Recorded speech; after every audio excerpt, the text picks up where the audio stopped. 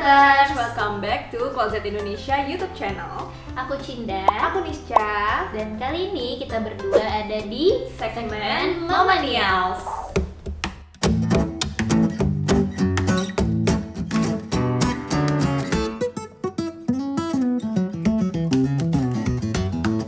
Kali ini kita mau menjawab beberapa pertanyaan tentang apa nih, Cin? Tentang kehamilan Dan juga tentang melahirkan di masa pandemi. Nah, sebelum kita lanjut, jangan lupa kamu wajib nonton video ini sampai habis karena akan ada giveaway yang jawabannya cuma bisa kamu temukan kalau kamu nonton video ini sampai selesai. Terus jangan lupa juga untuk cek description box dan follow @closetid untuk info lebih lanjut. Oke, jadi yang pertama apa sih? Narator. Coba. Kita masuk ya ke pertanyaan pertama. Boleh ceritain dulu nggak kondisi kehamilan kalian masing-masing? Dari gue. Jadi kondisi kehamilan gue waktu itu sebenarnya sih gue itu melahirkan di week ke-37. Jadi Cepet ya? lumayan 39 lupa enggak, pokoknya waktu itu kan gue melahirkan di bulan Mei dan pandemi itu udah dari Maret ya. Cuman karena apa ya, enggak orang-orang emang masih pada lagi parno-parnonya gitu. Cuman enggak kayak sekarang kasusnya udah banyak banget gitu, jadi kasusnya masih sedikit. Nah, kondisinya adalah waktu itu di week segitu tuh yang gue lupa. Jadi pas gue terakhir check up sebelum memang melahirkan itu kondisi tali pusatnya itu udah ada pengapuran gitu loh kata dokter. Jadi sedangkan waktu itu gue udah ada bukaan, cuman kayak baru 1 mau ke 2 cm gitu loh. Jadi kayak belum yang gede-gede banget bukaannya. Akhirnya karena gue check up sama nyokap langsung, karena udah berpengalaman nih kan, langsung aja ngomong sama dokternya, ya udah induksi aja dok gitu. Akhirnya saat itu juga saya langsung masuk ke rumah sakit, kayak langsung masuk ke UGD, lalu di ruang observasi, lalu baru ke ruang rawat gitu. Panjang sih maksudnya kayak iya. Tapi lo bukan yang merasakan kontraksi banget gitu kan? Enggak, kayak jadi dadakan juga gitu ya? Gue justru bukan yang dadakan, karena emang katanya kalau kehamilan anak pertama kan masih yang kita masih meraba-raba gitu kan, kita masih belum tahu kontraksi yang emang kontraksi palsu sama yang emang bener-bener wah udah mau lahiran nih gitu. Pas tahu bedanya sih ya lumayan, ternyata bedanya jauh gitu loh. Jadi ibaratnya gue lahiran karena memang dirangsang oleh induksi gitu. Kalau Cinda kondisi kehamilannya saat ini Gimana? gimana? Udah trimester berapa gitu? Oh, kalau gue sendiri kan sekarang udah masuk trimester 3 banget kan. Cuma so far nggak terlalu yang gimana. Ya parno sih emang, karena kan sekarang kasusnya tambah banyak gitu. Cuma gue sendiri milih RS yang memang tidak menerima pasien-pasien COVID, jadinya lebih ngerasa aman gitu kan. Dan check up gitu ya. ngerasa aman ketika check up, dan setiap datang itu pasti di screening dulu sama rumah sakitnya. Kayak pasti selalu ditanya sih, ya biasa kan diukur suhu, terus ditanya ada berpergian keluar kota nggak 2 minggu terakhir, terus datang ke nikahan nggak, atau ke pasar, sampai ke pasar aja ditanya ke tempat-tempat keramaian apa enggak, kayak gitu sih. Udah deh. Jadi masih, kalau Cinda kondisinya di pandemi ini masih still ongoing ya, masih menunggu. Cuma emang gue mengurangi keluar lah selain ke kantor gitu. Nah, tadi kan udah dijelasin nih sama Cinda proses sebelum check up tuh harus apa aja yang dilakuin gitu kan dari pihak rumah sakit. Nah, kalau Nisca sendiri nih gimana? Waktu kemarin check up juga protokol kesehatan apa aja sih yang harus dilaluin? Terus kalau misalkan dari Cinda sama Nisca nih, biasanya nyiapin apa sih yang harus dibawa sebelum check up tuh? Oke. Protokol check up dulu ya. Jadi protokolnya itu kalau di rumah sakit yang gue kemarin itu pertama cek suhu dulu ya, cek suhu. Habis itu kita kayak disuruh isi lembaran gitu, kayak form gitu, isinya tuh suhu kita, habis itu nama kita, terus kayak isinya checklist-checklistan gitu loh, bepergian kemana aja gitu 2 minggu terakhir, apa dari luar kota, terus apa pernah apalagi ngalamin demam apa gimana gitu, ada gejala-gejala atau enggak gitu loh. Pokoknya itu kayak udah standar rumah sakit, semua rumah sakit ya kayaknya sekarang gitu. Abis itu pas memang suhunya normal, kita bisa daftar ulang kalau gue, karena gue pasti daftar lewat telepon dulu sebelum check up, abis itu daftar ulang baru deh nunggu ke ruang tunggunya dokter. Nah dari yang pertama banget kasus pandemi merebak itu sih, dokter di rumah sakit gue kemarin itu memang udah lengkap pakai APD gitu loh. Dan setelah gue lahiran kan gue sempet ngunjungin dokter kandungan juga kan, maksudnya untuk periksa jahitan segala macem. Nah itu mereka udah dilengkapin lagi sama apa sih, kayak penghalang mika gitu loh. Jadi kontaknya memang untuk kontak walaupun itu ruangannya tertutup, tapi ya banyak penghalangnya gitu loh, kayak diusahakan seaman mungkin. Kemarin juga gue sempet awal-awal tuh masih bisa pakai masker kain kan, cuman abis itu makin mendekati kehamilan udah makin mendekati lahiran ya udah pakainya masker medis gitu. Terus hand sanitizer iya wajib. Terus pokoknya sebelum masuk ke ruangan dokter selalu cuci tangan pakai sabun. Emang di situ kan disediain wastafel, abis itu di pintu per pintu juga ada hand sanitizer gitu. Jadi ya kayak emang rumah sakit kan selalu ada hand sanitizer di mana-mana gitu kan. Jadi emang buat kita mencuci tangan tuh gampang gitu loh. Sama aware mungkin ya sama yang kita pegang gitu pas di rumah sakit. Maksudnya kita duduk mana jangan kayak main seret-seret gitu loh. Iya, biasanya sebelum duduk pun kayak misalnya nunggu dipanggil kan juga gue selalu sempat dulu sih. Terus sama ini kalau di lo sama nggak ya, kalau gue yang pasien yang mau kontrol dan check up itu yang ditanyanya sedetail itu sama si form itu. Tapi kalau yang nganter dia cuma ukur suhu biasa sih gitu. Sama-sama. Terus sama apa lagi ya? Oh, yang masuk ke ruangan dokter juga dibatasin sih satu pendamping aja gitu.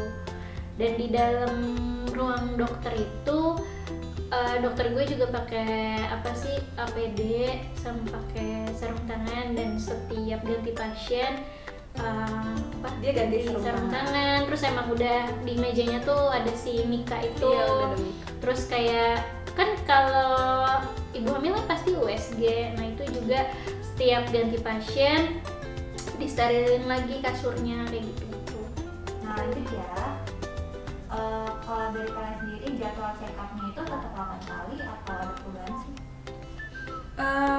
Kalau gue waktu itu udah di trimester ketiga, jadi memang pas pandemi itu malah justru sebulan itu bisa 2 kali kalau nggak salah sebulan 2 kali ya, karena memang semakin tua hamilnya kan kayak semakin banyak resiko yang mungkin terjadi gitu loh. Jadi supaya seaman mungkin, terus ngecek juga kayak ketuban apa rembes atau aman gitu-gitu. Jadi ya kayak gitu kan, kayak tahu-tahu ada pengapuran gitu, kita nggak tahu kan kalau kita nggak ngecek gitu. Jadi gue sih dikasih jadwal sama dokter, misalnya dokter bilang kamu balik lagi tanggal segini ya, oke ya udah gue balik lagi tanggal segitu gitu.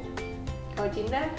Sama sih, gue sekarang sampai kemarin kan masih sebulan sekali ya. Ini kan udah masuk trimester 3, belum kontrol lagi sih. Mungkin sama sih, karena yang gue denger juga ya emang ibu hamil begitu udah trimester akhir, jadi harus lebih sering kontrol juga gitu. Jadi sepertinya nggak ngaruh deh, kecuali kalau memang mungkin gue sempat baca yang mungkin ibu-ibu hamil itu kena COVID ya, mungkin kan jadi nggak bisa kontrol gitu kan, dikurangin dulu gitu.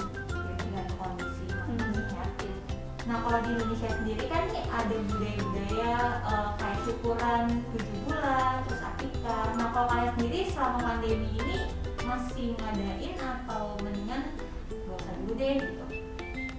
Kalau gue kemarin ngadain akikah sih, cuman sistemnya cuma 2 keluarga aja gitu loh. Jadi keluarga gue sama keluarga suami gue, maksudnya nggak melebar gitu loh. Jadi keluarga inti banget gitu istilahnya, yang seminimal mungkin, dan itu juga nggak semuanya datang gitu. Terus kita sistemnya tuh kayak pesan makanan, abis itu kita bagiin gitu loh. Jadi memang ada doa, ada syukuran, ada foto-foto gitu.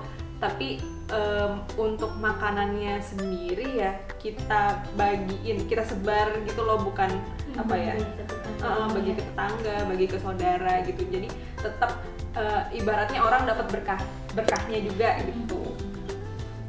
Kalau gue enggak sih, maksudnya nggak merayakan, tapi sebenarnya kan emang kalau dari keluarga suami tuh ada tradisi 7 bulanan katanya kan, yang sampai apa mandi gitu loh, kembang gitu ya, kembang. Nah, terus tapi gue juga nggak mau.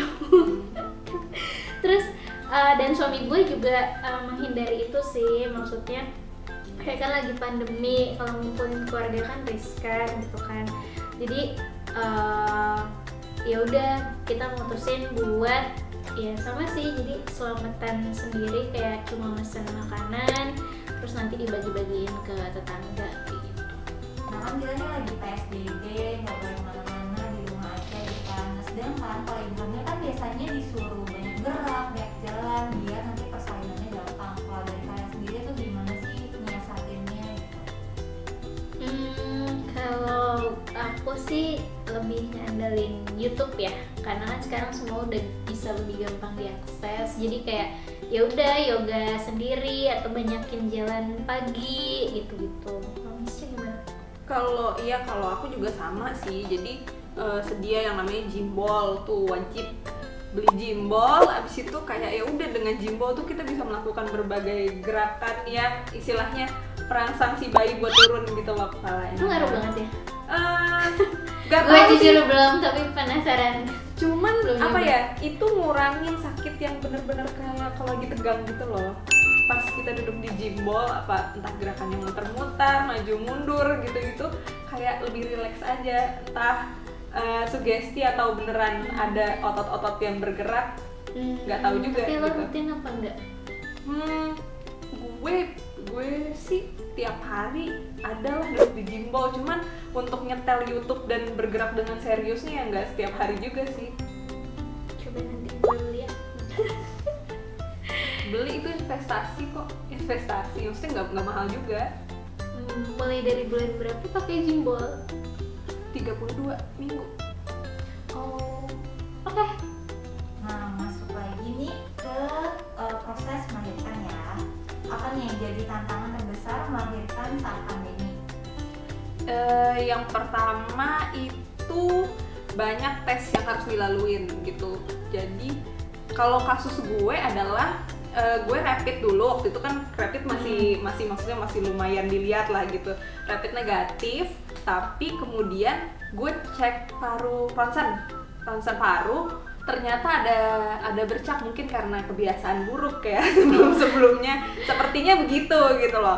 Terus jadi di swab. Iya, jadi ada bercak. Sebenarnya bercaknya tuh kayak tipis banget gitu, 1, 2 gitu, tapi ada bercak putih. Dan si COVID ini kan kalau di ronsen bentuknya bercak putih itu kalau nggak salah ya. Nah abis itu akhirnya gue harus di swab. Cuman swabnya ini nunggu 2 minggu keluarnya. Jadi kayak dulu kan masih lama banget. Ya udah, jadi biarpun si swab ini nunggu 2 minggu baru keluar hasilnya, tapi gue jadi PDP gitu loh statusnya pada masa itu. Macem-macem sih, jadi gue tetap harus, maksudnya orang-orang lain tuh kayak punya apa ya, privilege bukan ya, kemewahan untuk bisa megang bayi langsung setelah melahirkan gitu loh. Sedangkan gue nggak bisa, karena gue tetap harus pumping, pokoknya dokter menyarankan gue pumping untuk mengeluarkan ASI gue pumping hingga hasil swab gue itu keluar gitu, untuk apa ya, menjaga keamanan si bayi ini juga ya, nggak bisa protes juga sih ya kan. Terus apa ya, waktu itu gue lahiran, suami gue bisa masuk untungnya, jadi bisa masuk 1 orang, cuman kan kayak untuk yang dokumentasi ala-ala gitu ya jadi nggak bisa dong ya kan. Yang gue tuh pengen banget gitu loh, ada foto-foto lahiran yang kayak apa sih, yang ya walaupun muka gue lagi caur-caurnya, cuman kan pengen juga gitu loh punya foto-foto lahiran gitu. Itu dengan terpaksa kita singkirkan dulu gitu keinginan kayak gitu. Terus apalagi ya, gue lahiran itu di ruang persalinan itu, jadi ini kan bednya ya, ada semacam kayak mika juga setengah badan gitu nutup. Jadi kayak mikanya tuh sebenarnya yang kayak apa sih, bahan PVC bag gitu, tau kan? Jadi bening dan dia ada resletingnya gitu loh. Jadi apa ya, semacam nggak yang kaku gitu loh. Tapi gue selama gue mengeluarkan itu bayi, gue harus dalam situ dan gue harus pakai masker. Jadi pakai masker, gue minta oksigen karena gue engap banget waktu itu, pakai masker gitu, terus pakai oksigen sama ada mikanya lagi gitu, karena status gue yang PDP itu. Gitu Jadi ceritanya. kalau nggak ada status PDP sebenarnya nggak ada si mikanya itu. Kayaknya sih gitu ya, gue nggak tahu juga. Kayaknya di si pasien-pasien sebelum gue tuh yang statusnya manusia normal dia kayaknya nggak usah pakai mika dan nggak usah seribet gue gitu loh.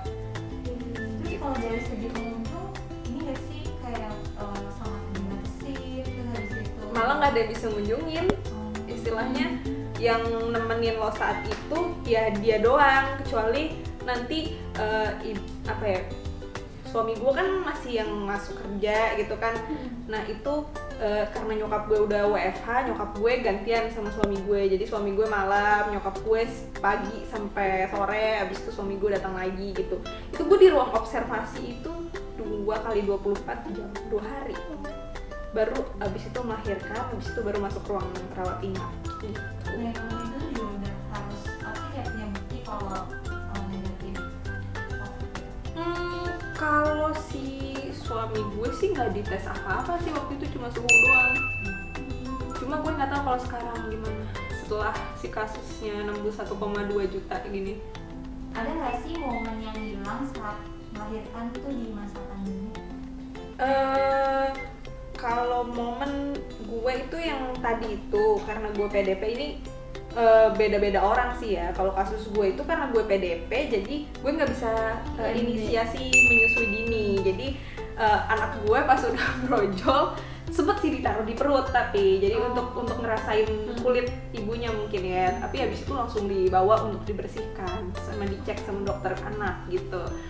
Sedangkan kalau misalnya saat itu ada tuh PCR yang 24 jam itu, ya mungkin status gue negatif dan gue bisa IMD gitu. Mungkin kalau ibu-ibu yang hamil dan tengah COVID bakalan ngerasain yang kayak gitu juga gitu loh, momen-momen IMD itu hilang. Terus terus nggak bisa ditengokin orang kan pasti. Sama apa ya, nggak ada yang kayak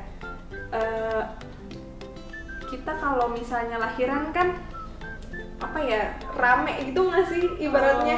Ya nggak sih, inget gak sih kayak kalau kita kayak lomba-lomba buat ngejenguk si bayi gitu loh. Jadi kayak ya gitu, kayak yang hal-hal kayak gitu nggak ada. Dan bahkan gue untuk ngasih susu ke anak gue itu gue harus apa ya, harus ngasih lewat botol dan jalan ke tempat bayi gitu.